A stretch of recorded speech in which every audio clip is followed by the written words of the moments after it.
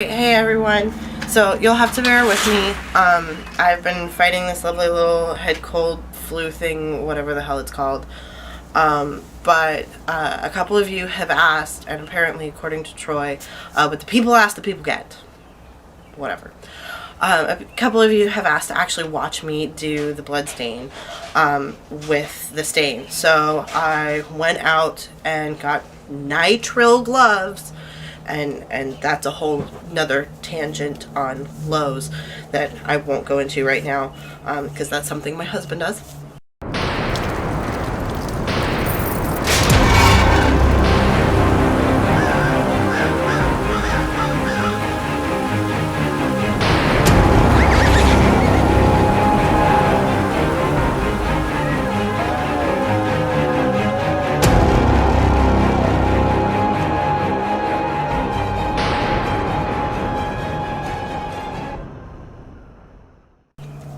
So what I have is the final panel for the booth for the West Coast Haunters Convention for the Northwest Haunters Association.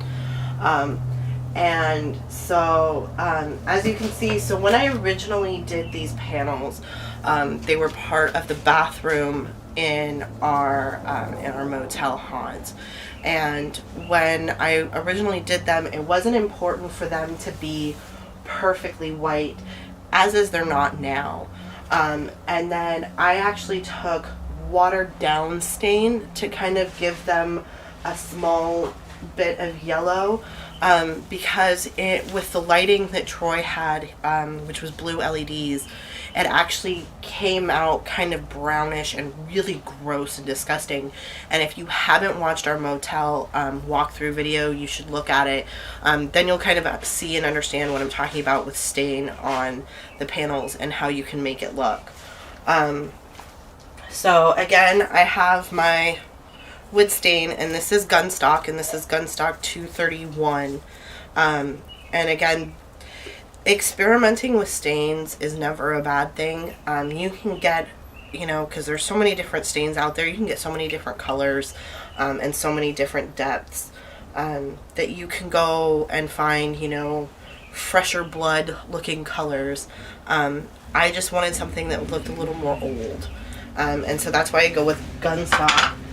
And so really all I do is I put my hand in here.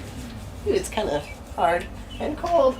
And I just kind of flicked it on there. Now, when you start doing your flicking, you want to think about, you don't have to. Again, I overthink things. You can think about what you want your blood splatter to look like. Are you just kind of going for more of like an arterial spray, where you did kind of just like where I went kind of like that to get it, or are you doing more of a stabbing motion? If you want more of a stabbing type of blood spatter, then you definitely want to get a little closer, and so that it's bigger spots, and you're going to want to get in a general area, like that. So that's going to give you a more concentrated blood spot. So I just kind of went all over and just kind of go with what you think you're going to do. If you, this is actually a little more firmer at the bottom, which can make it look more like there is chunks of muscle or skin on your wall. You can't really see it, but right here and right here as it's sliding down are actually chunks of the stain from the bottom of the can. They're great clots of blood. And then again, it depends on what type of thing you want, like, the back of somebody's hand, because not everybody's going to slam against the wall with their palm out.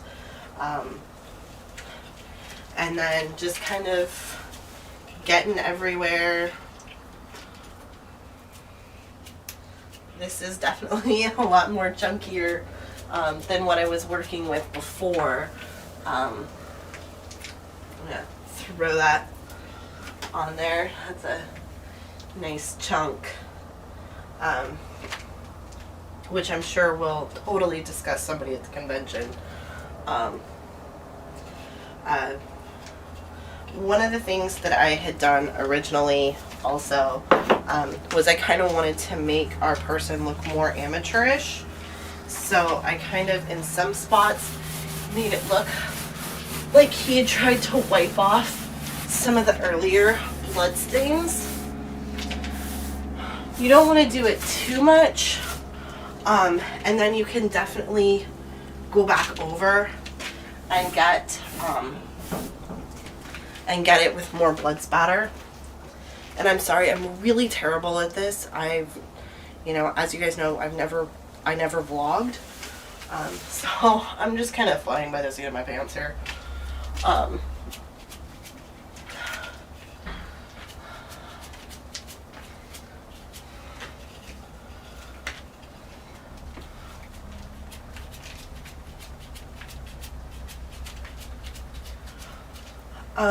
One of the things, if you go for consistency like I do, you're going to want your smaller, less splatter towards the top. And the reason for that is unless you're going to be murdering an 8-foot tall person, it's very rare that you're going to get a lot of blood stain up here. So you just kind of want to go smaller spots, not as much up there.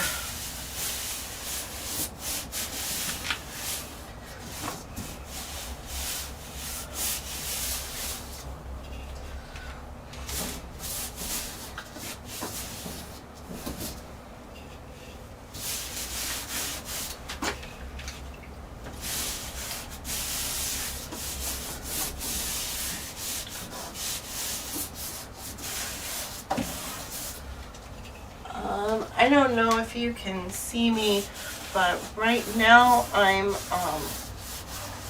on the bottom, and I'm just kind of taking my hand and rubbing it on the panel to kind of make it look like maybe somebody had bled to death against the panel or something like that, like it splashed against it.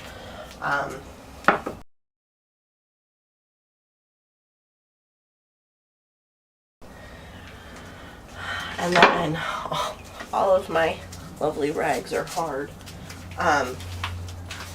Maybe I'll just use this paper towel and then just kind of dab at it.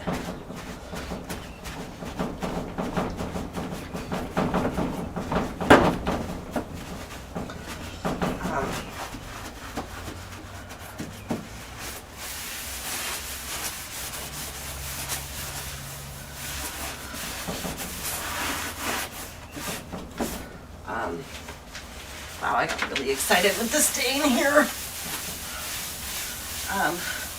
We'll make it look more like he tried to clean it up. It's funny, whenever we talk about people murdering or killing somebody, we always tend to go for a male automatically. But I have found, and a lot of this is thanks to my darling sister. There are a lot of female serial killers out there. A lot of female serial killers. And I can see that. I can see that. Because they're, taking off girls. Man, girls are nasty. Girls are nasty. So, as you can see, it really doesn't take you that long to do a panel. It all depends on how much blood and how much work you want to put into it. And again, it also depends on your lighting. Whenever my suggestion is whenever you want to paint something for your haunt and you want to make sure that you get the right look that you're looking for, to try and paint in the light that you're going to be, that your haunt is going to be in, because that's the real look that you're gonna have.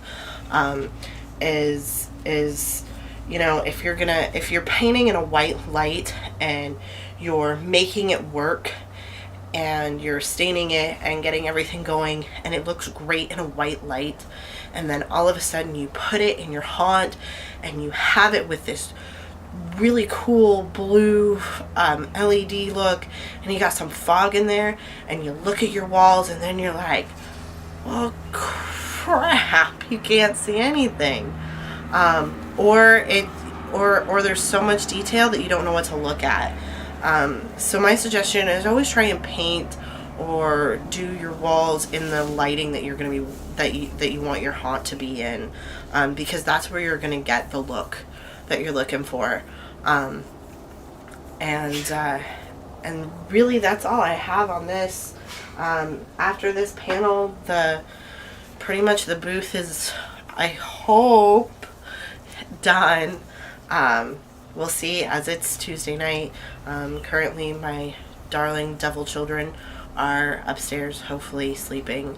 And as soon as I'm done with this, it's going to be back to the grind to get everything else ready for the convention, which is this weekend.